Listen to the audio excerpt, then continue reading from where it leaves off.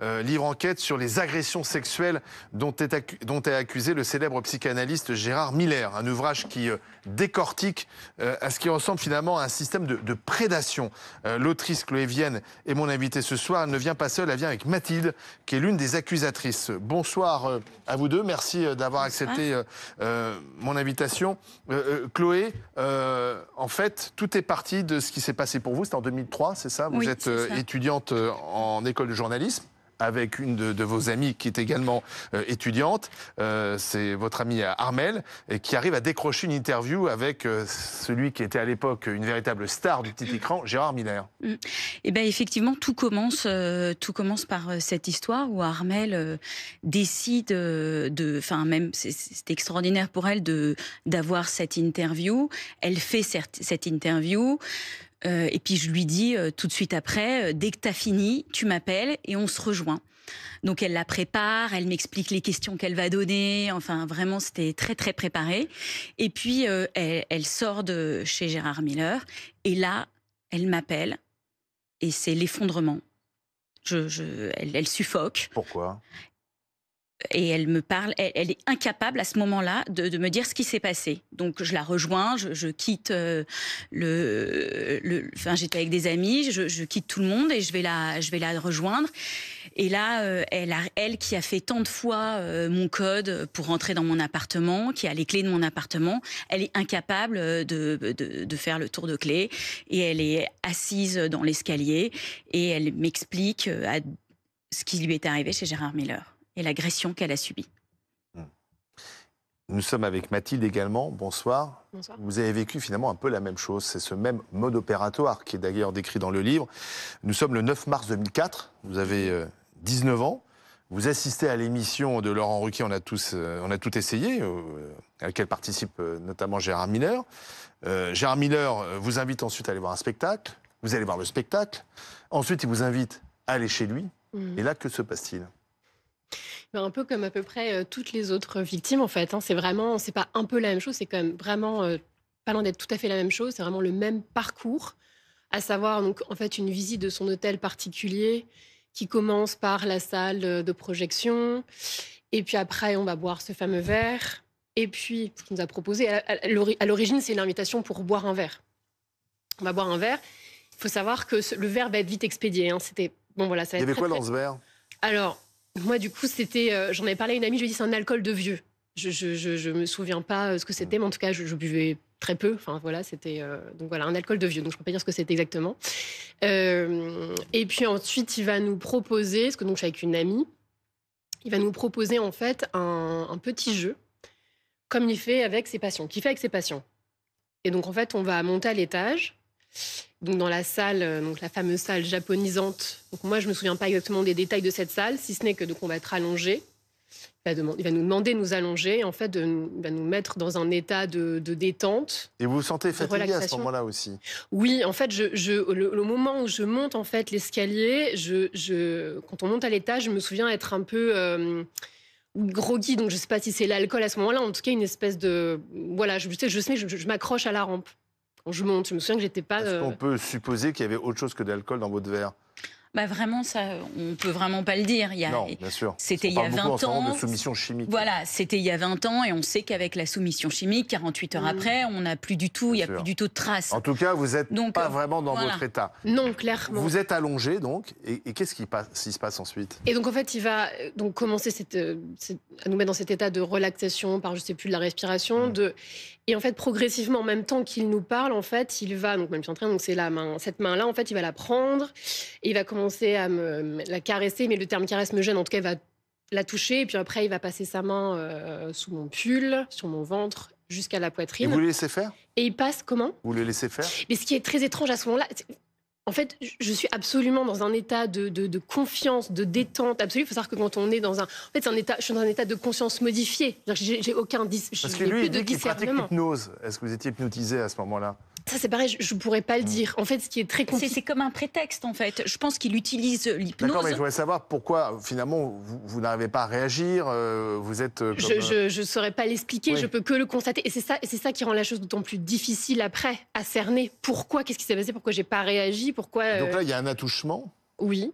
qu'on peut qualifier d'agression sexuelle. D'accord, donc un touchement du corps, des seins, du sexe. Voilà, non, des seins. Des seins. Voilà. Et ensuite, qu'est-ce qui se passe? Et donc ensuite, on va... Je ne sais pas comment ça s'arrête, est-ce que c'est mon ami qui met fin ou voilà. On va sortir, mon ami part, d'ailleurs me dit de partir avec elle, ce que je m'apprête à faire. Et lui, en fait, me propose à ce moment-là, me dit, mais tu peux rester si tu veux, j'ai une chambre d'amis. Je peux te prêter un t-shirt. Et cette phrase-là, pour moi, en fait, va remettre de la confiance, me dire qu'en fait, tout est OK parce que j'ai envie, que ce soit que j'ai pas du tout envie. Pourquoi vous avez envie que ça se passe bien avec lui? Parce que c'est sa notoriété? Pas que ça se passe bien. Parce que vous avez confiance? C'est quelqu'un que vous admirez? Je veux pas que ça se passe bien avec lui. Je veux que ça se passe bien pour moi, que rien de grave m'arrive, en fait. Et je préfère choisir que ça se passe bien plutôt que ce qui est en train de se passer, de me dire que c'est terrible. Et donc de me dire que finalement, c'est en train de... qu'en fait, tout va très bien, que juste avant, ce qu'il m'a fait, c'est ce qui fait assez patient et que donc c'est tout à fait OK. Et que là, ce qui va s'en suivre est une soirée pyjama pendant laquelle on va discuter. Pour moi, c'est OK, en fait, à ce moment-là. Et alors ensuite, vous dormez sur place? Ah non. Non, par contre, je verrai pas la couleur du t-shirt. C'est-à-dire qu'en fait, on va commencer à discuter et pendant qu'on est en train de parler, il va se tourner vers moi et là, comme je décris, en fait, j'ai sa langue dans ma bouche. Il tente de vous embrasser. Voilà, alors, il vous embrasse. alors je dis pas qu'il m'embrasse, je n'ai jamais dit ce mot, j'en suis rendu compte, j'ai toujours dit qu'il avait mis sa langue dans ma bouche et c'est vraiment ce qu'il a fait, c'est aussi froid et mécanique que ça. D'ailleurs, vous avez cette expression, il a profité de moi comme un buffet froid. Voilà, c'est ça. Alors donc là, à ce moment-là, en fait, à partir du moment où j'ai sa langue dans ma bouche et où je me rends compte que tout ce qui s'est passé avant, en fait, n'était pas aussi OK que ça en avait l'air ou que je voulais bien me faire croire. Et là, en fait, je vais basculer dans un état de sidération. Donc je ne peux plus bouger, je ne bouge plus, en fait. Et je vais même, ce qu'on appelle dissocier. À ce moment-là, je ne sais pas, je ne comprends pas. Donc c'est extrêmement effrayant. C'est qu'en fait, je vois la scène du dessus. C'est très particulier comme état psychique, surtout quand on ne sait pas ce qui est en train de nous arriver. Et la seule chose qui se passe, c'est que je ne bouge plus, mais mon corps tremble, en fait. Et d'ailleurs, il le constate et il m'en fait part de manière très... C'est OK pour lui, apparemment, que je ne bouge plus. Je pense que mon regard doit être pas très animé. Et je tremble. Et c'est OK pour lui. Et il continue.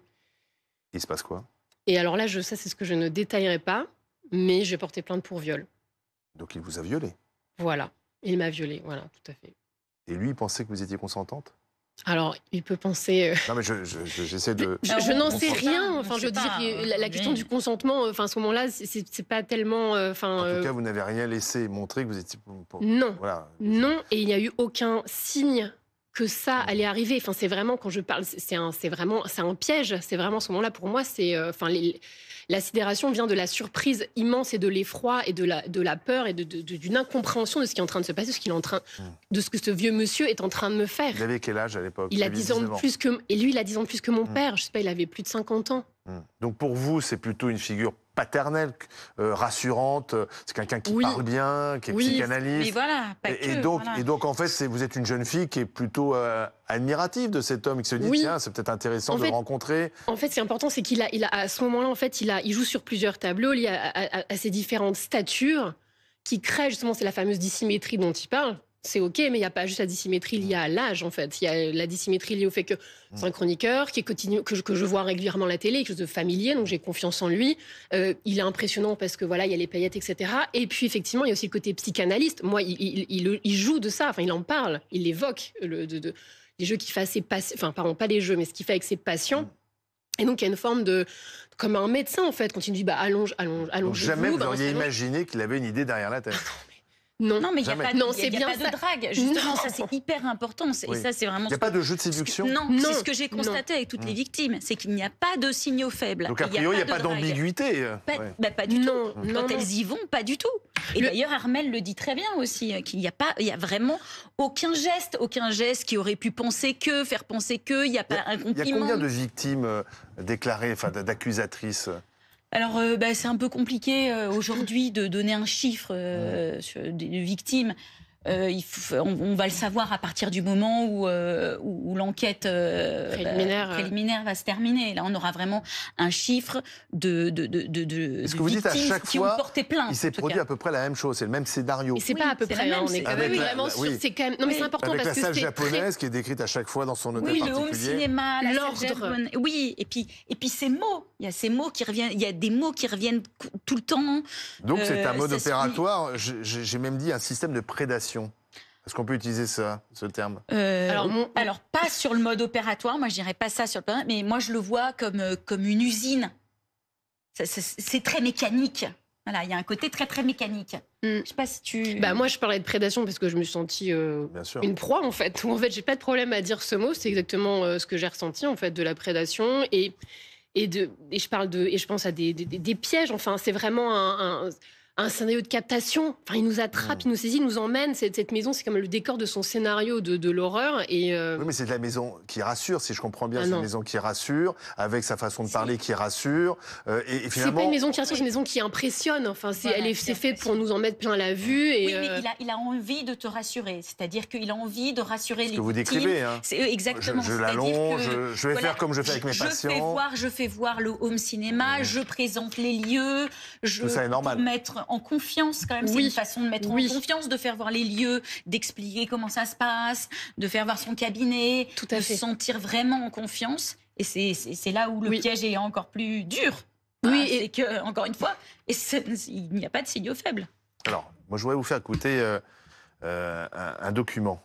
C'est Gérard Miller, interrogé sur l'affaire Depardieu. Écoutez ce qu'il disait. Nous avons au moins 2 points communs. On s'appelle tous les 2 Gérard, et on appartient à la même génération. C'est une génération, incontestablement, qui a été élevée, on va dire, dans une ambiance machiste, c'est incontestable, qui a vu néanmoins la naissance du MLF il y a 50 ans, et qui, en tout cas, a tout de suite été sensibilisé au fait que lorsque c'est non, ça veut dire non. Et donc, de ce point de vue-là, quel que soit l'âge que nous puissions avoir aujourd'hui, en disant, bah oui, mais à notre époque, c'était pas la même chose, il y a tout de suite eu, lorsqu'on avait 20 ans, cette idée que non, c'est non, et qu'il y a un certain nombre de choses qui ne peuvent pas se faire. Ça ne veut pas dire, effectivement, que la gaudriole n'est pas possible, que la drague n'est pas possible, que plein de choses sont possibles. Il y a quand même un certain nombre de faits, s'ils sont avérés, qui sont des passages à actes absolument clairs et nets. Le fait de prendre quelqu'un par la taille, de la plotter, pour dire les choses un peu grossièrement, c'est de l'agression sexuelle. Surtout quand la personne a dit non. Voilà. Donc là, il est très à l'aise pour dénoncer ce qu'a fait Gérard Depardieu. C'est assez saisissant quand même, ces propos tenus il y a moins d'1 an sur ce plateau. C'est ce que je raconte dans le livre, c'est que quand il sort de ce plateau, quand même, il va à la rencontre d'Emmanuel Dancourt, qui est aussi sur le plateau. Et du coup, il sort du plateau et là, il parle à Emmanuel Dancourt et il dit je me pose la question de savoir si j'ai eu le consentement. Qu'est-ce que veut dire le mot consentement ? Donc c'est hyper troublant parce que on a l'impression dans ce que vous faites voir qu'il est complètement à l'aise avec le féminisme, avec le consentement, c'est des choses qu'il a complètement compris. Et puis au final quand même, il sort de ce moment-là, donc de votre plateau, et il se pose quand même des questions essentielles, c'est-à-dire que est-ce que toutes ces conquêtes, selon lui, étaient vraiment consentantes ? Je peux se poser la question. Oui, mais je dirais que pour avoir un non, encore faudrait-il qu'il y ait la question, la possibilité que ce... Mais est-ce que sincèrement, on peut imaginer que lui, il pense que vous étiez consentante dans son esprit, son état d'esprit. Non, mais vu qu'il ne sait pas ce qu'est le consentement, en fait, il peut se raconter son consentement à sa façon. Oui, c'est ça, il peut se raconter ce qu'il veut. Enfin, je veux dire, c'est pas. Mais c'est la question ne s'est pas du tout posée, en fait. Vous avez hésité à porter plainte? Alors, hésiter là, en ce moment-là, non, pas du tout. Enfin, même là, ça fait 1 an. Alors, non, à l'époque, quand j'avais 19 ans. Voilà, non, j'avais 19 ans. Quand ça s'est passé, j'étais à peu près incapable d'expliquer ce qui venait d'arriver, ce qui s'était passé. Ouais. Et j'avais plutôt, ce que font de nombreuses victimes, à savoir retourner la culpabilité contre moi, en fait. Et c'est au bout de 2 ans, du coup, je vais aller dans une association et où là, la psychologue et la juriste que je vais rencontrer vont me dire que c'est un viol. Le mot viol vient de l'extérieur, il a fallu que je l'intègre. Et à ce moment-là, clairement, on me déconseille de porter plainte et ça me va très bien. On vous déconseille, pourquoi? On me déconseille, mais ça me paraît faire sens. Je veux dire, à cette époque, il n'y avait pas la place, en fait, la parole, il n'y avait pas la place, on ne pouvait pas être entendu, pas être cru, et je pense que ça aurait été... Mais pourquoi? Parce que c'est une star, parce qu'il y a sa notoriété, Bien parce sûr, que vous êtes jeune? bien Vous sûr. dites c'est un combat perdu d'avance? Bien sûr, mon père me dit mais tu te serais pris un TGV. Je pense que l'image c'est exactement ça. Je dis, on est déjà au plus mal, pas ça en plus quoi. Pas me rajouter ça. Alors justement, quel a été le déclic? Et en fait, ça fait à peu près 1 an. Tout est remonté. Il y a eu Adèle Haenel, enfin tout ce que j'ai pu entendre. Quand j'ai lu les livres de Vanessa Springora, où j'ai vraiment eu cette image de tirer le fil d'un tissu de mensonges. Il y avait tellement de choses à déconstruire, de choses que lui a. Il y a quand même une forme d'emprise dans son scénario de captation. Il prend, il rentre par effraction. Enfin, il y a plein de choses à déconstruire et à voilà. Est-ce que les faits sont prescrits? Dans mon cas, oui. Donc qu'attendez-vous finalement de la justice? C'est très très dur. C'est très très dur de savoir que là, on est quand même très nombreuses à avoir été. On était des jeunes majeurs au moment des faits. Et donc pour nous, là, a priori, à la fin de l'enquête préliminaire, il ne se passera plus rien. on sera considérés comme témoins. Est-ce que vous ne regrettez pas d'avoir porté plainte plus tôt, peut-être pour éviter qu'il y ait d'autres victimes? Non, non, c'est pas. On pense pas comme ça, puis on pense pas à d'autres victimes. Déjà penser victime pour soi, déjà se reconnaître soi victime, c'est quand même un cheminement et ça nous mène à un endroit quand même assez sombre, et difficile et douloureux. Donc déjà, c'est déjà pour soi et non, c'est pas quelque chose. Chloé, quelle est sa défense? Qu'est-ce qu'il dit avec tous ces témoignages?